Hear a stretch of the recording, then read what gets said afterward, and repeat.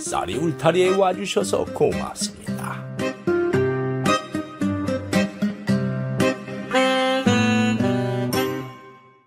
이번 이야기는 시아버지를 구박하는 며느리에 대한 이야기입니다.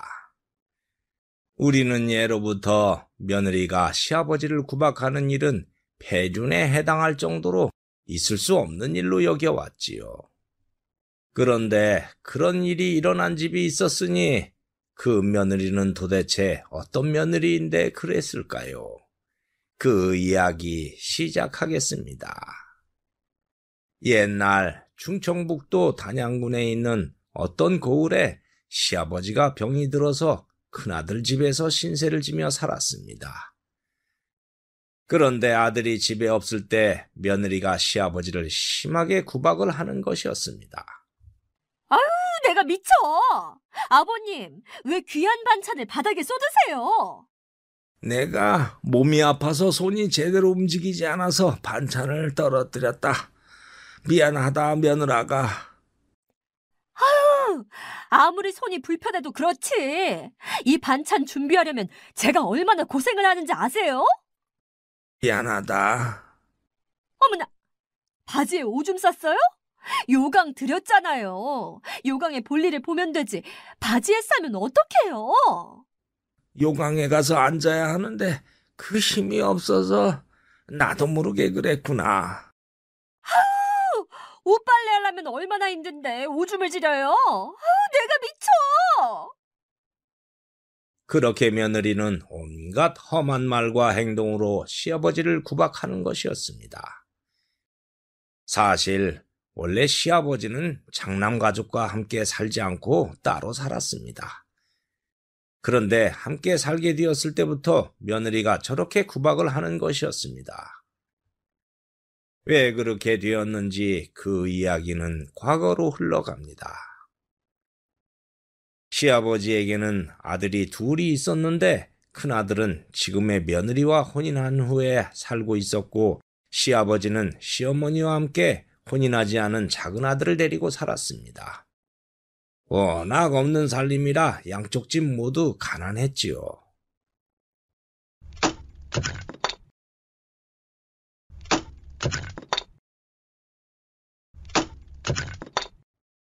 장남인 농부는 강가에 초가집을 짓고 아내와 5살 먹은 딸아이를 키우며 남의 집 일을 해주며 살았습니다. 그리고 원래 아내는 한양의 양갓집 딸이었습니다. 헌데 영모에 얽혀서 집안이 몰락하자 딸도 관노비 신세가 되어서 이 고을에 관아로 끌려와 노비로 살았지요. 농부가 관아로 가끔 허드렛 일을 하러 가서 열심히 일을 하자 사또는 농부를 좋게 봤습니다.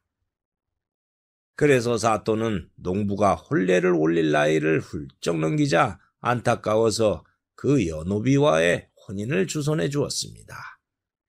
여노비는 노비대로 평소에 관아에서 일을 하는 농부를 보고 심성이 착하다고 여겨서 싫지 않았지요. 거기에다 노비의 입장에서 농부와 혼인을 하면은 노비 신분이 사라지니 좋은 일이었지요. 그래서 두 사람은 조촐하게 혼례를 올리고 부부가 되었던 것입니다. 어쨌든 그렇게 두 사람은 부부가 되어 가난하게 살았는데 최근 들어 농부가 하던 품삯일이 없어져서 농부는 더 궁핍하게 살게 되었습니다. 헌데 50리 너머에 쌀이골이라는 마을이 있는데 그 고을의 관아에서 제방을 쌓는 사람을 구하고 있어서 농부는 다행히 쌀이골에서 제방 쌓는 일을 하게 되었습니다. 그래서 현장에 있는 숙소에서 숙식을 하게 되어서 집에는 며칠에 한 번 들르곤 했지요. 그러던 어느 날 농부의 고을에 홍수가 나서 그만 강가에 있던 농부의 초가집이 홍수에 휩쓸려서 사라져버리는 사태가 일어났습니다. 농부는 그 소식을 듣고 와서 초토화가 되어버린 집터를 보고 망연자실해져 버렸죠. 아이고, 그나마 있던 초가집이 사라졌으니 이 일을 어쩌나. 아이고, 이제 어디에서 살라고 이런 변이 일어났을꼬. 아이고.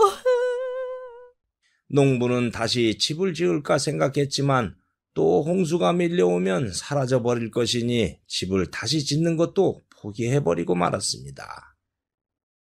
그런데 옆 고을의 박찬봉이 자기가 살던 집을 아주 싼 가격에 판다는 소식이 들려왔습니다. 박찬봉은 재산이 많은 사람이어서 번듯한 기와집에서 살았는데 갑자기 싼 가격에 집을 판다고 하니 농부는 귀가 번쩍 트였습니다. 그래서 집터를 팔아서 몇 푼 되지 않는 돈을 들고 박찬봉을 찾아갔지요.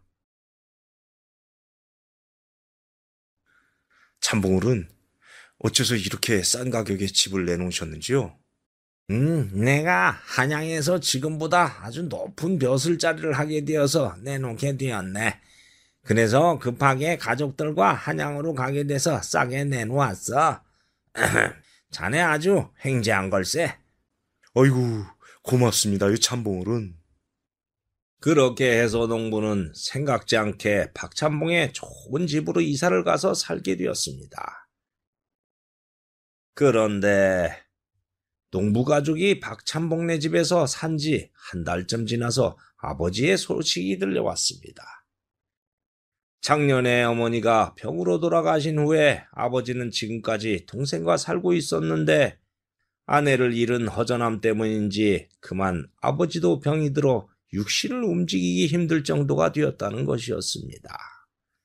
그래서 농부는 아버지를 모셔와 별채에 모시기로 했지요. 그렇게 해서 며느리는 그날부터 시아버지를 모시게 되었습니다. 그런데 며느리는 시아버지를 모시기가 싫었는지 남편이 집에 있을 때는 좋게 하다가도 남편이 집에 없으면 시아버지를 구박하는 것이었습니다. 아버님, 이렇게 오줌도 지려서 내가 힘들어서 안 되겠어요. 다시 도련님 집으로 가서 사세요. 둘째에게 가서 살라고? 그러면 나더러 계속 아버님 모시면서 고생하라는 거예요? 둘째 아들은 약간 지능이 모자라는 데다가 노총각인데 며느리는 시아버지를 그 둘째에게 보내려고 하는 것이었습니다. 예, 그 애는 머리도 모자라고 너무 가난한데 어떻게 그 애에게 가서 살라는 거냐?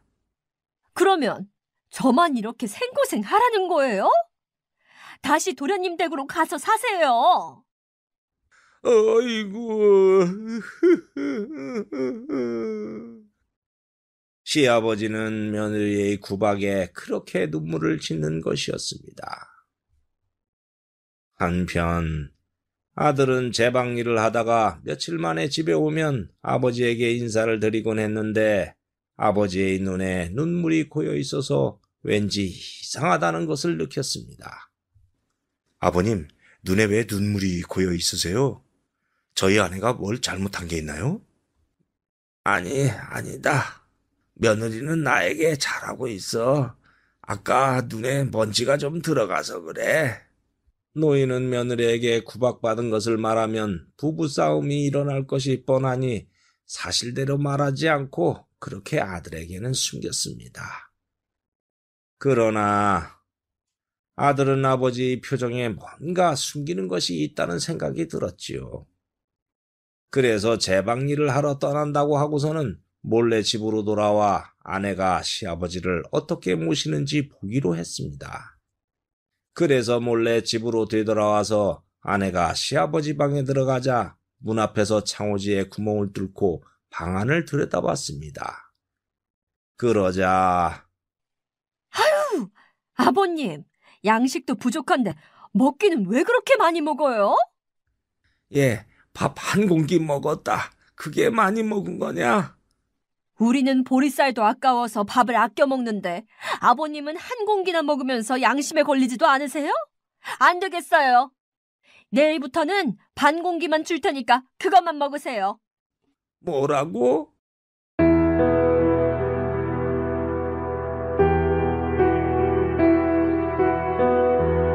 아이고, 마누라, 왜 먼저 갔소? 나도 데려가지.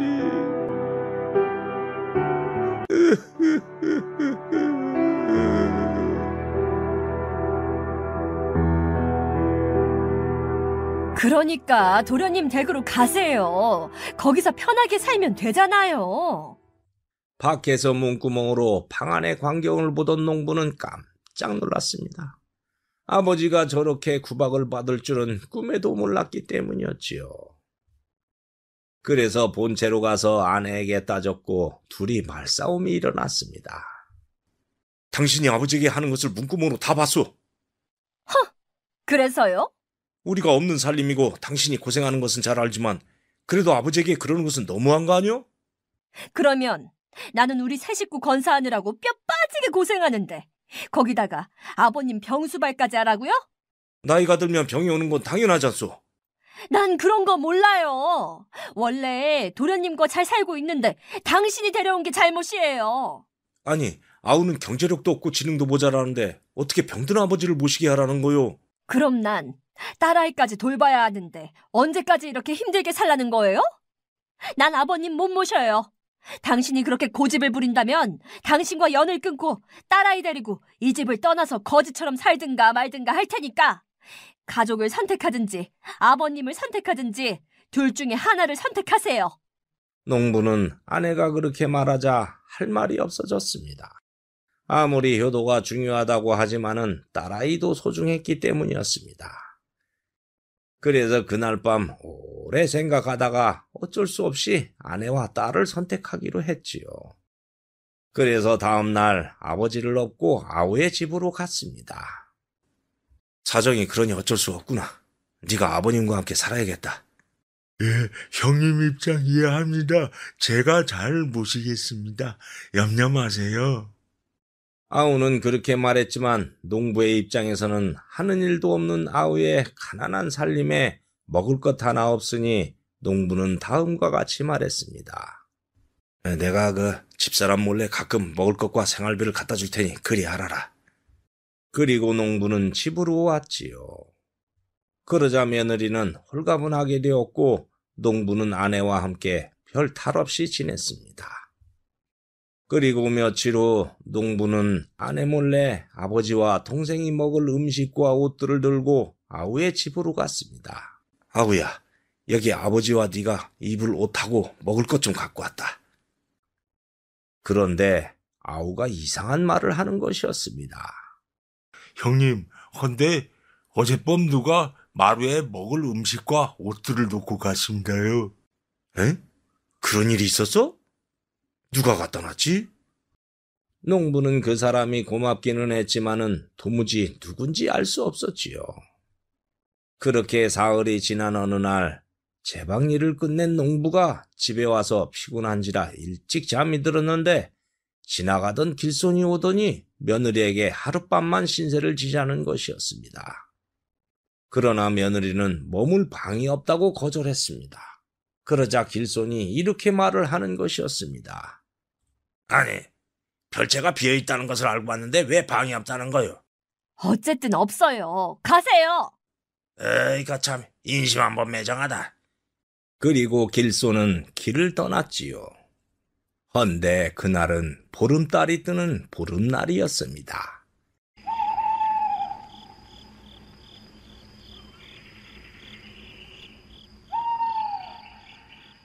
그런데 길손이 다시 돌아와서 한밤중에 담을 넘어와 별채의 방으로 들어갔습니다. 이렇게 좋은 별채의 방이 있는데 날 내쳐? 아이, 에라 모르겠다. 여기서 자자. 그러면서 별채에서 잠이 들었습니다. 그런데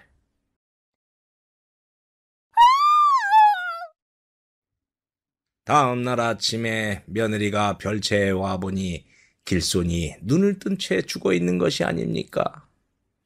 그래서 비명을 질렀고 농부도 달려와서 시신을 보고 깜짝 놀랐습니다. 시신은 목이 졸려서 숨이 막혀 죽은 듯이 얼굴이 시퍼렇게 되어 있었고 목 부분에는 뭔가에 눌린 자국이 있었습니다. 그리고 관아에서 군관이 와서 죽은 길손에 대해서 조사를 했는데 길손은 흉악한 산적 우두머리로 조선 팔도의 수배가 되어 도피 중이었던 자였습니다. 그래서 군관은 죽을 놈이 죽은 것이라며 수사를 종결했지요. 농부는 길손이 별채에서 숨을 거둔 것이 이상해서 아내에게 물었습니다. 길손이 잘 곳이 없어서 담을 넘어서 이 방으로 들어와 자다가 숨을 거둔 것은 알겠어. 근데 당신은 처음부터 이 길손을 별채에 재우지 않고 어째서 방이 없다고 했소? 사실대로 말하시오.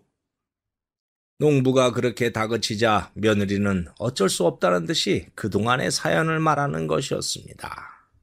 사실 길손을 별채에 재우지 않은 이유가 있어요. 그리고 제가 시아버지를 구박한 이유도 있었어요. 뭐요? 그러면 아버지를 일부러 구박했다는 거요? 예. 이 집으로 이사 온 다음 날 고을에 우물가로 가는데 안악 두 사람이 대화하는 걸 듣게 되었어요. 박찬봉 나리가 이 집을 거저 팔다시피 한 이유가 있었더라고요. 이? 그런 사연이 있어서 박찬봉이 집을 싸게 내놓았구만. 아이, 글쎄, 그렇다니까. 집에서 사람이 둘이나 죽어나가서 집이 흉가가 되었는데 어찌 살겠어? 안악들의 말에 의하면 박찬봉이 집을 싸게 내놓은 이유는 다음과 같았습니다. 박찬봉의 큰딸이 시집을 갈 정도로 성장을 하자 따로 방이 필요해서 지금의 별채 자리에 있던 헛간을 밀어버리고 별채를 지었습니다. 그리고 별채에서 큰딸이 머물게 하였는데 보름날 밤이 지나고 아침에 보니 목이 졸려서 죽어 있었습니다. 충격을 받은 박찬봉은 큰딸 장례를 치르고 나서 둘째 딸에게 별채를 쓰게 했습니다. 헌데 보름날 밤 또 둘째 딸도 죽어버리는 것이었습니다. 죽인 자도 죽은 이유도 알 수 없는 이상한 죽음이었습니다. 관아에서 수사를 시작했는데 별채로 사람이 들어온 흔적도 없고 나간 흔적도 없으니 수사는 미제 사건으로 처리되었습니다. 그래서 박찬봉은 공포로 살이 떨렸습니다. 죽은 이유도 모르는 채 집안의 사람이 죽어나가니 그나마 있던 외동아들도 목숨을 잃을지 모르는 상황이라 싼값에 집을 내놓고 떠났던 것이지요. 그래서 박찬봉이 그 집을 내놓았구려. 그 농부가 그런 사연도 모르고 그 집을 산 것은 완전히 박찬봉에게 뒤통수를 맞은 거요. 며느리는 안악내로부터 모든 사연을 듣고 나서 기가 막혔습니다. 이럴 수가. 그리고 제일 먼저 걱정이 되는 것은 별채에 와서 함께 살기 시작한 시아버지였습니다. 안 돼. 아버님이 위험해. 며느리는 시아버지도 졸지에 목숨을 잃을 것이 걱정되어 별채로 달려갔습니다. 집에 온 며느리는 생각했지요. 두 안악의 말대로라면 보름달이 뜨는 날 밤마다 목숨을 잃었으니 열흘 후에 보름달이 뜨는 날인데 그때 시아버지는 죽을 것이라는 것을 예상할 수 있었습니다. 보름달이 되려면 열흘이 남았어. 어떻게 해서든 아버님을 다른 곳으로 가게 해야 돼. 그래서 며느리는 시아버지를 구박하기로 했습니다. 그러면 견디지 못한 시아버지는 다시 도련님 집으로 갈 것이기 때문이었습니다. 농부는 아내에게 그동안의 모든 사정을 듣고 시아버지를 살리기 위해 구박을 할 수밖에 없었던 아내에게 너무나 감동을 받았습니다. 그래서 그랬구려. 그러면 아우의 집에 음식과 옷을 몰래 갖다 놓은 것도 당신이 한 거요? 예. 난 그것도 모르고 당신을 원망했으니 여보, 날 용서하시오. 아니에요. 몰랐으니 당연하지요. 그래서 어젯밤 길손에게 방이 없다고 한 거였어? 예. 길손이 별채에서 자면 보름달이 뜬 후 죽을 게 뻔했으니까요. 그랬구려. 저도 아버님을 모시고 함께 살고 싶었어요. 헌데 이 별채에서 왜 사람이 죽었는지 그것을 해결하지 않으면 아버님을 살게 했다가 돌아가실 게 뻔하니 그렇게 할 수는 없었어요. 그래서 해결을 한 뒤에 모셔오려고 했어요. 그러면 당신은 해결할 방도가 있다는 말이요? 꼭 해결된다는 보장은 없지만 해볼게요. 농부는 긴가민가 하면서도 그동안의 아내가 해온 행동이 옳아서 아내를 믿어보기로 했지요.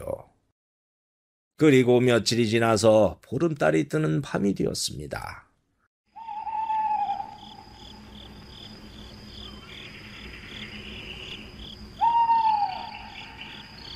농부는 제방일을 하러 가서 집에 없었는데 며느리는 별채의 방에서 이불을 쓰고 그 살인의 정체를 기다렸습니다. 며느리는 참 심장도 엄청난 강심장을 가졌나 봅니다. 어쨌든 그렇게 시간이 가고 밤 12시가 되자 바람이 갑자기 불더니 문이 덜컹 하고 열리는 것이었습니다.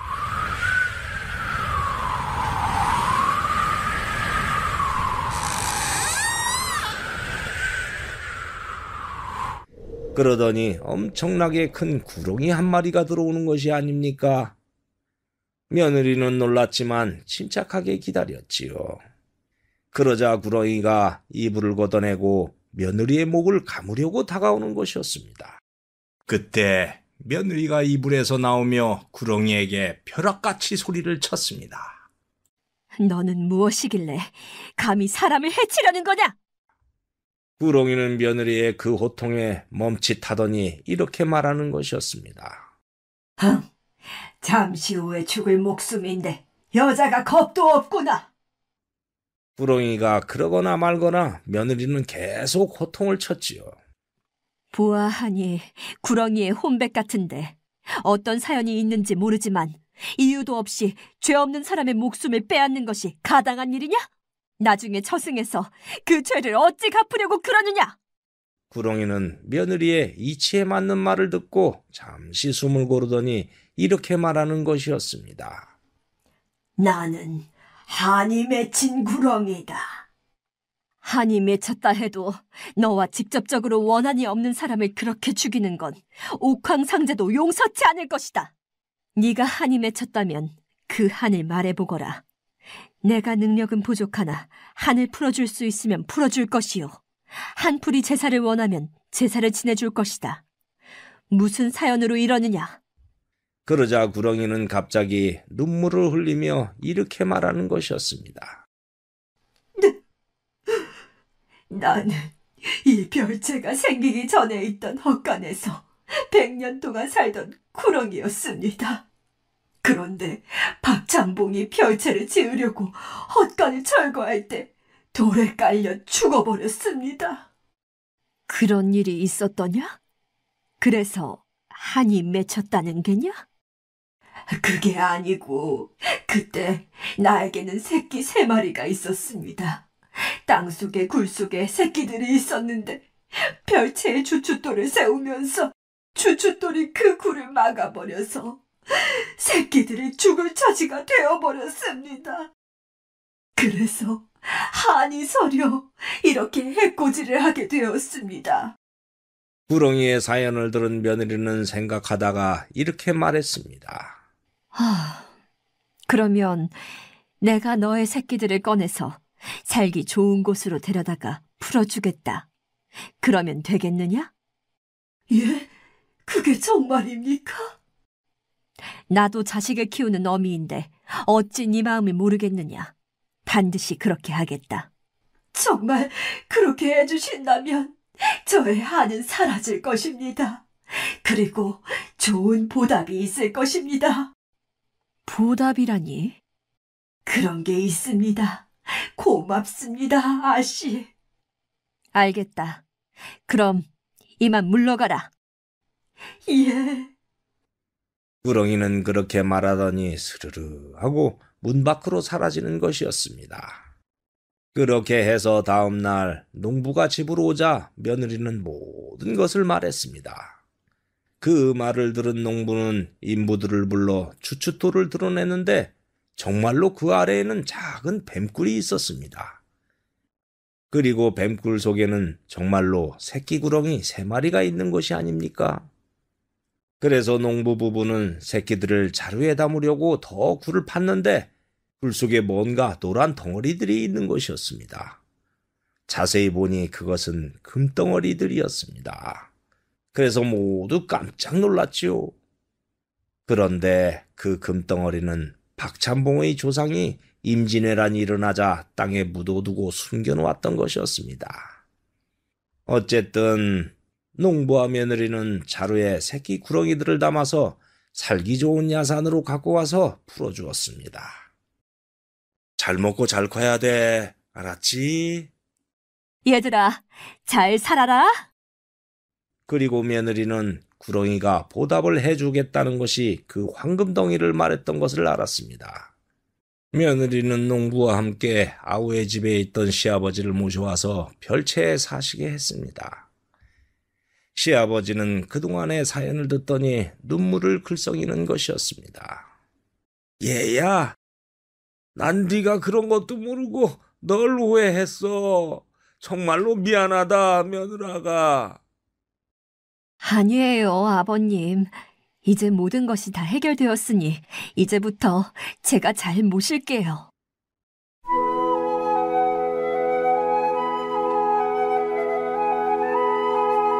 그렇게 해서 부부는 황금덩이로 큰 부자가 되었고 며느리는 시아버지를 잘 모시고 모두 오래오래 행복하게 살았다고 합니다.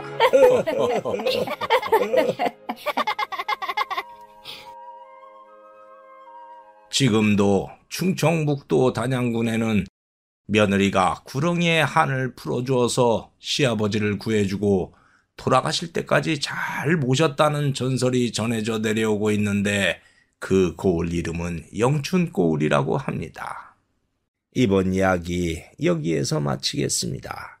감사합니다. 구독과 좋아요를 누르면 다음에 영상이 새로 만들어졌을 때 먼저 보실 수 있습니다.